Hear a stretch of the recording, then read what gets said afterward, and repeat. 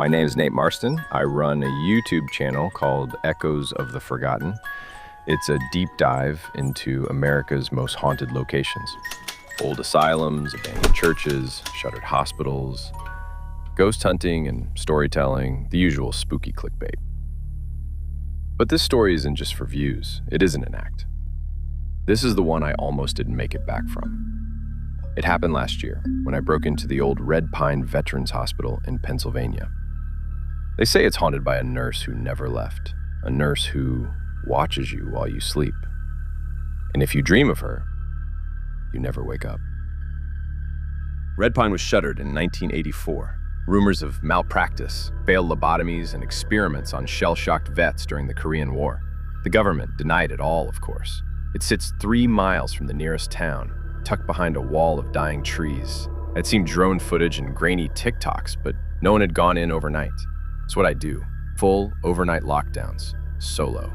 1 GoPro strapped to my chest, 2 night vision cams, 1 drone, and an EVP recorder. I got there just before sunset. The front gates were padlocked, but the fence rusted straight through. Easy access. The hospital loomed in front of me like a forgotten god. Ivy-covered walls, shattered windows, and a roof that looked like it could collapse if you breathed too hard. Inside, the air was heavy, like the building was holding its breath. The layout was standard: reception, hallways lined with patient rooms, and then the East Wing, the surgical unit. That's where they kept the long-term patients. Everything was covered in dust, peeling wallpaper, rusted IV poles, wheelchairs abandoned mid-hallway. But then I noticed something off. One of the hospital beds, in room 213, had clean sheets. Not recently laundered clean. I mean perfectly made. Corners tucked military tight, like someone was expecting a patient. My GoPro caught it all. I even commented on it. "Guys, I swear, this bed looks like someone made it yesterday." That's when I heard the first whisper, just outside the room. "He's here." I spun around. No one. My heart was pounding, but I brushed it off. Audio glitch, wind, imagination. In the basement was the old records room. Most of it had been ransacked, but I found a filing cabinet still intact. Inside, a folder labeled Eleanor Grace Harrow, a nurse employed from 1951 to 1978. Dozens of complaints, unapproved sedation, unauthorized overnight observations, patients waking up strapped to beds with no memory of how they got there. The final report said she died in room 213, collapsed during a night shift, heart failure. I flipped the folder over, and a Polaroid photo fell out. It showed Nurse Harrow standing beside a patient, her hand on his chest, watching him sleep. Her face was wrong. The smile too wide, the eyes too blank. By midnight, I had enough footage. I was ready to call it, but my phone was dead. And when I tried the front door again, it was sealed, like welded shut from the inside. I didn't panic, yet. I set up camp in room 213, the one with the made bed. Set my cameras, decided to lie down. Just a few hours, I told myself, then daylight. And that's when I noticed the mirror across from the bed.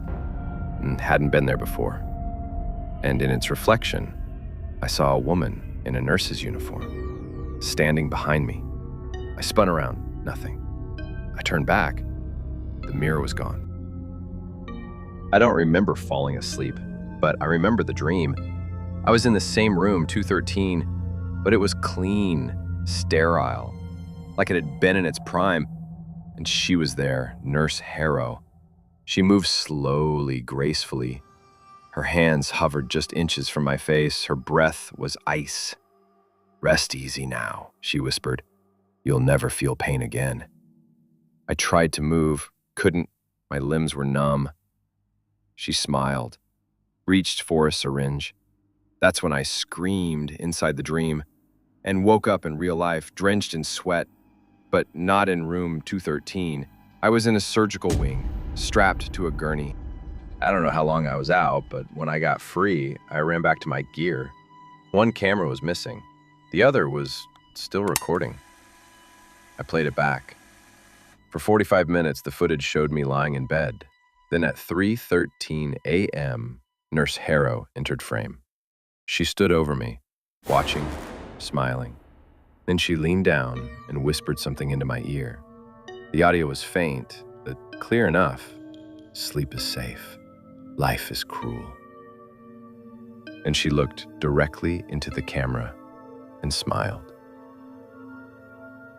I ran to every exit. All were sealed. Eventually, I found a shattered window in the east wing, used a broken IV stand to wedge it open. When I fell out onto the grass, it was sunrise. My car was untouched. My gear mostly intact. Except for the GoPro.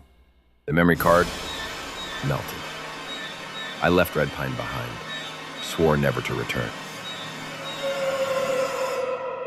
I uploaded what footage I had. The video went viral.